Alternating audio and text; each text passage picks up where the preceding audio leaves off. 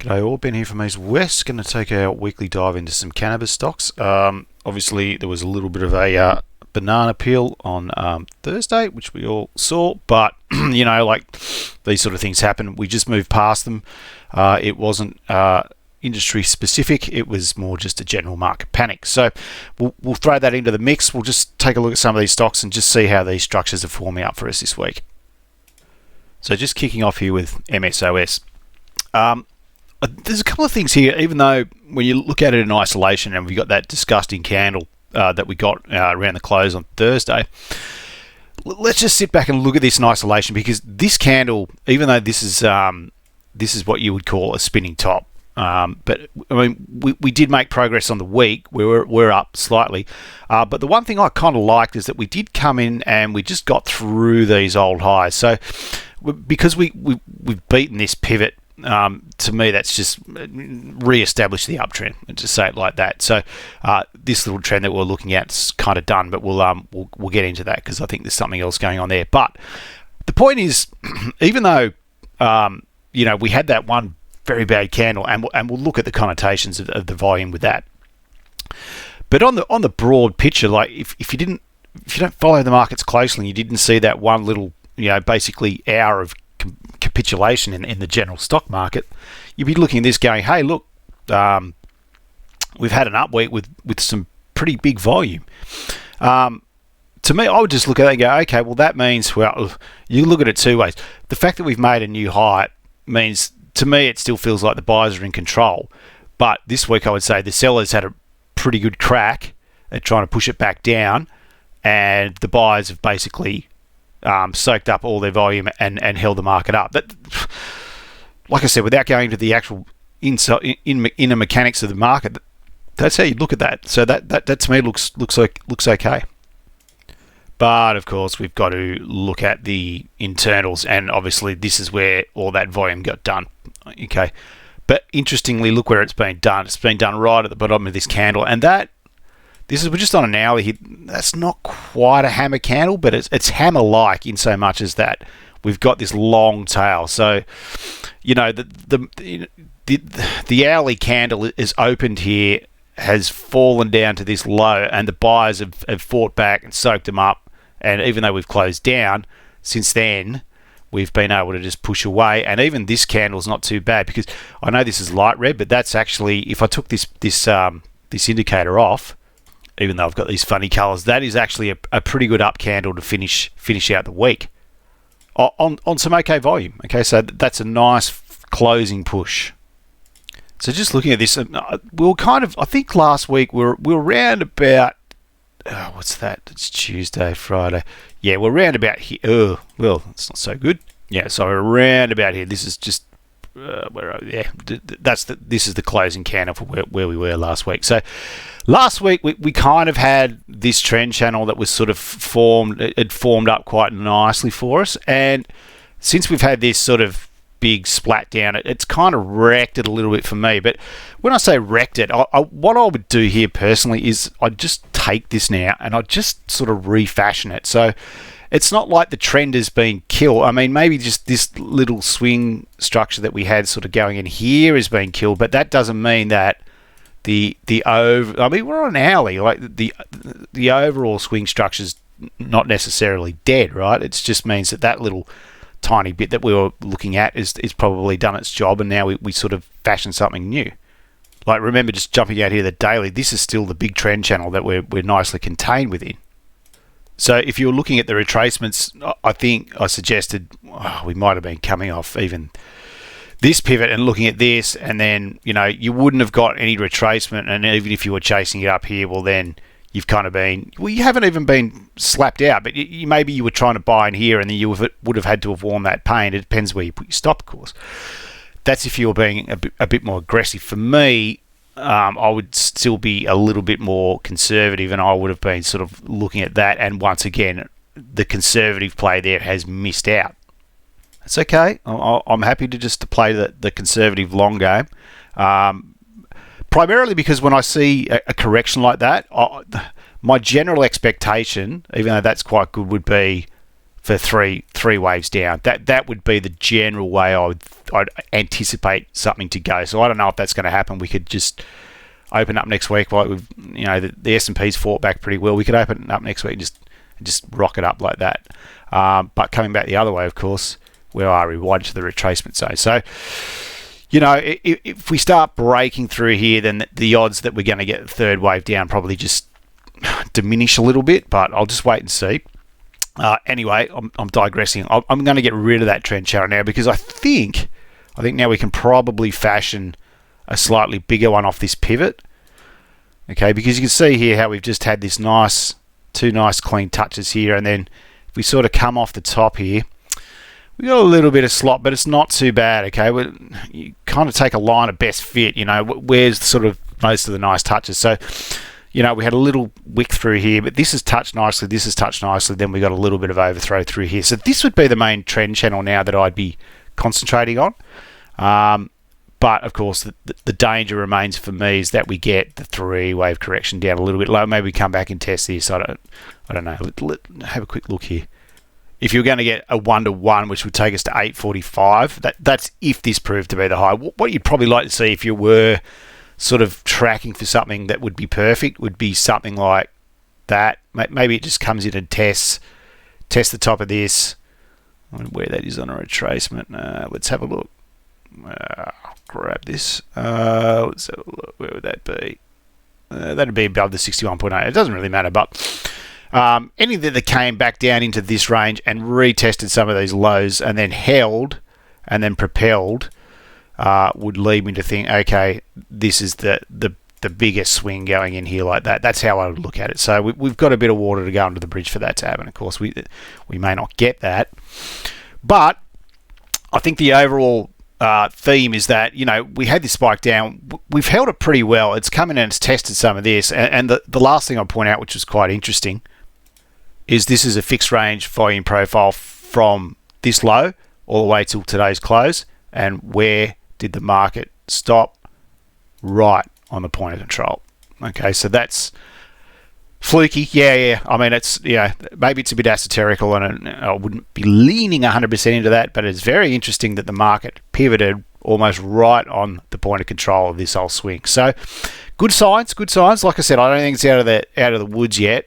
I'd just be concerned about that. And when I say concerned, I'd be concerned if I was short-term trading and long somewhere in here. I'd be concerned about the third wave down before the next move up. But I still reckon the next wave up is coming to a theatre near you soon.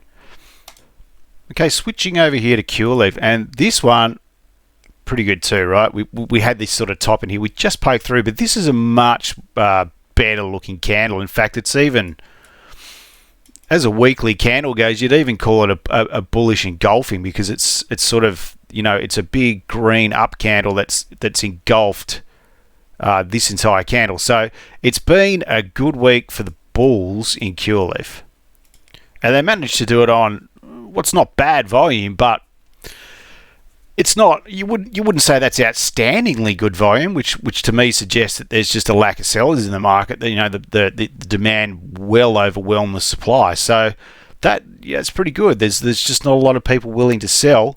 And just looking at this very basically, we had all these sort of wicky tops and stuff, and even though we've sort of closed here off the highs, another symptom of Thursday, I'd suggest probably we'll have a look at that. But the fact that we got up here, we've held pretty well, and we've had a good week, right? Up 4.87%. That's pretty good. Even though, of course, we've fought back very well today on the last day of the week. So look, even it's a little bit difficult to even sort of connect a lot of this through. Even though I think the trend is still in place, I mean, yeah, maybe you could do that. You know what I mean? Like, it's kind of, it's not. It doesn't have a lot of clean touches that would lead me to think that it's showing good geometry. Okay, there's not really a lot to the top side here. Yeah, I still think with this one, I'm less concerned about the range now. I think the range play's sort of gone. The fact that we got through this stuff, is great, but obviously we just had that one little sort of whoopsie do on Thursday, which kind of just wrecked it as it did and everything. So, maybe something like that is kind of the trend channel we're playing with now, or playing within. I mean, that's not too bad, is it? That sort of contains price action, not bad. So I'd probably just be looking at that for now. But for me now, we just really want to see the recovery and to come in and get through this, just to prove that this was a one-time deal. I mean, obviously it shows that if something big goes on in the world, regardless of the story, it's going to get hammered. So, I think that's where we sit with CURLF. I'm still bullish. We just need to see a bit more. Okay, let's look at green thumb. Now, bit of a problem here, right? This one, if you want to look at it and fair, this is actually a bearish engulfing candle. The dark blue representing what would be red, okay, and the light blue is just, don't ask me why I set my charts up that way, it just did. But this is more an engulfing, sort of bearish engulfing candle. But I'm certainly not. There's no panic about it, because once again, Thursday's price action proved a bit problematic. But the volume was up a little bit.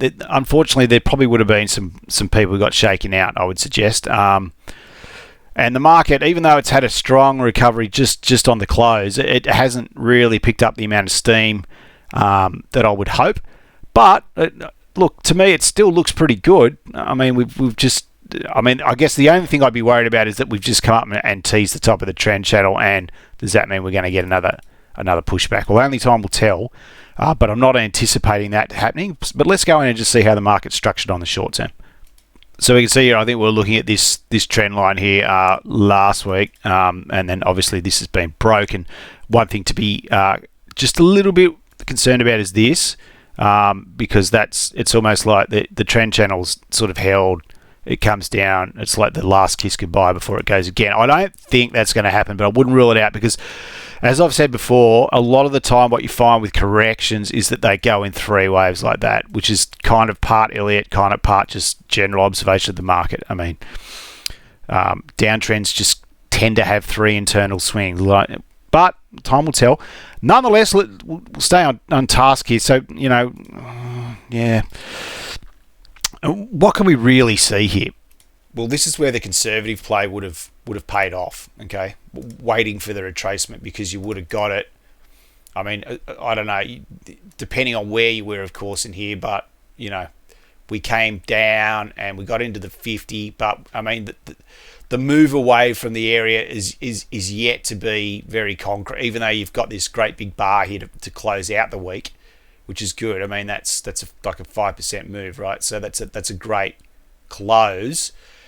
We really need that to keep going, and then on the way back, we just need it to come in here. And if you sort of look at where this retracement zone sits, and then go back to the left, what do we got? We've got old sort of support on the very short-term basis. So we don't want that to then become resistance and the market turn back down, which is entirely possible. But that would be what I'd be on the lookout for next week. You just want to see if this is going to continue on, and it's a good strong candle to close. You just really would like to see it get back through this, and then of course take out the top. So we've got a little way to go, but that's just an example of where being conservative with this would have led you to the best entry, rather than sort of FOMO chasing it in. So yeah, it kind of works sometimes. Like this time it's worked, and then there's other examples that we've just looked at where the market just didn't retrace. So you just got to decide if you're going to play it cautiously or if you're going to play it aggressively. So I think now we've just got this nice kind of trend channel that's just that it just seems to be containing price action well. And this bigger one, of course, is the overall trend. So we've just teased through the top of that. So you've got to be a little bit careful of that too, because like I said, I mean, if you get that three-wave correction, and it's still not a horrible thing, it just means that we might come back down, in something a little bit more substantial, as we did here, and as we also did here after we touched the top of the trend channel. Obviously, we didn't know that was a trend channel at that stage. But you get the point, right? That the fact that we've just teased up there is it's not a massive deal, but it's just a warning shot. So just all I'd say is be aware that we could still do that, and if we do, so what? It doesn't mean that the trend is done. It just means that we might have to experience a little more downside now, even though so maybe the pullback here is, like I said, it just could be a little bit deeper than what we feel comfortable with. But just keep your eyes on the big prize, right? Just keep your eyes on the big trend, and it's still pretty solidly up. This is just what we're going to play with for now. But of course, look, the other way to look at it is if this was going to be like an Elliott style sort of progression that we're looking at, what we would expect is that if this is going to be wave 1, wave 2, and this is 1, 2 internally, the big wave you would expect to accelerate outside that trend channel, and we would start a new one. So that possibility still is still there. I don't think it's formed up great just yet, but that would be the way I'd look at it. So I'll just have a quick look at another one, which I think has got a bit more promise to show the sort of progression that you'd hope to see. So this one, kind of interesting, right? TRUL. As the other ones that we've just been looking at, they have maintained this trend channel, but this one's had a really nice breakout. So what I would think with this, and this is how a lot of people poo-bar Elliott because they don't really use it correctly, in my opinion. So there's a couple of signs here that would alert me to the potential of a more major retracement.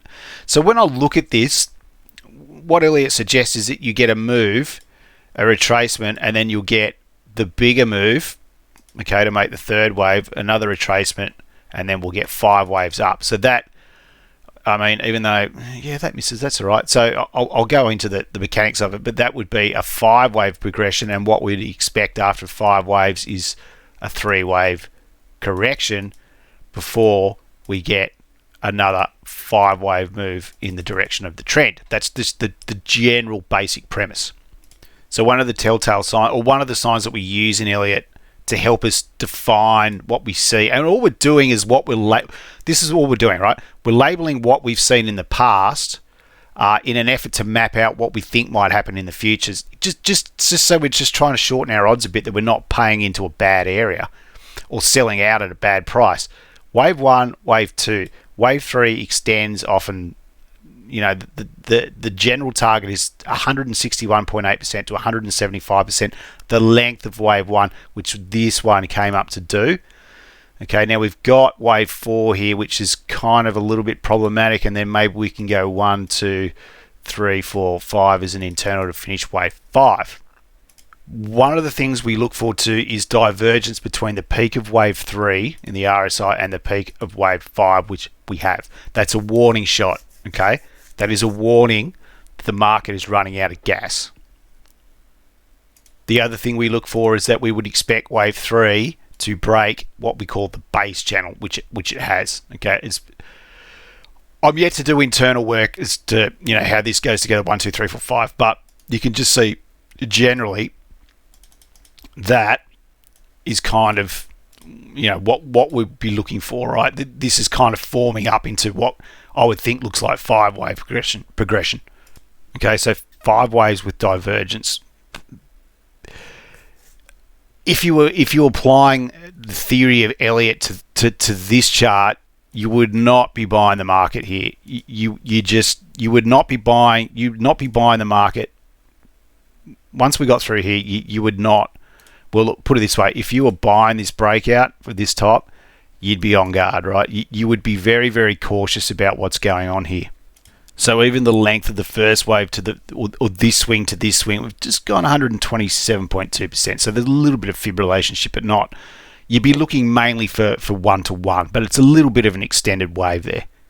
But that divergent action, even if you're not into Elliott at all, is definitely a warning shot. So the Elliottician would be conservative here, okay, and would be looking for the big pullback, okay, the 3 wave pullback somewhere down here, okay, to test into that. At this stage, after you saw what you thought was 3 waves, and then you were looking closely for an internal swing like that, that would be the point where you would be attempting to go long. But that's not all doom and gloom, because the way you would put the progression together is that would be only the first wave of a bigger cycle. So 1, 2, 3, 4, 5 to make wave 1, and then you would get wave 2 down here of a larger degree, and then you would expect the same thing here, right? The same thing here to happen here, but on a larger scale, okay? You'd be looking for that extension, all right? Now, this is not, a lot of people say, you just predict. This is not used to predict the market. This is not anything to do with prediction. It is simply, it's not a predictive model. It is simply a way of labeling, a system of labeling what we see in the past, in an effort to give us a clearer idea of what to expect in the future. Okay, so if you subscribe, and the reason it's 5-3 is because it's been observed, this pattern, like 1 million, 100 million, billion times over the course of history. So Elliott himself has seen these patterns in charts in the 1920s, and they maintain till today. It just happens over and over, and the reason being is that it's based around mass human psychology. It's just mapping the shifts in mass human psychology, and it doesn't change. That's why the patterns keep coming up. So anyway, we'll see what happens here. But yeah, for me, someone asked me about this one, and that is just how I would read it. I would be very cautious about buying into it just now. I think that it looks more likely to have a correction, but look, I could be wrong. I'm wrong all the time. So do what's comfortable for you. But for me, that would be how I would look at that at this stage. Okay, so I would be looking for now some sort of 3-wave correction back towards the retracement, and it doesn't have to stop there. It could come all the way down there and then start its rally again, or it might only come. It doesn't even have to go that far. It could be really shallow. It could just be down like that. Okay, and then we go on like that. So there's no hard and fast rule about how far it's got to come back. I would just suggest that it looks it's more likely to me to come back than it does to extend further from here, but time will tell. All right, look, I'll leave it there. Thank you very much for watching. I will see you next week. Have a good week next week, and bye for now.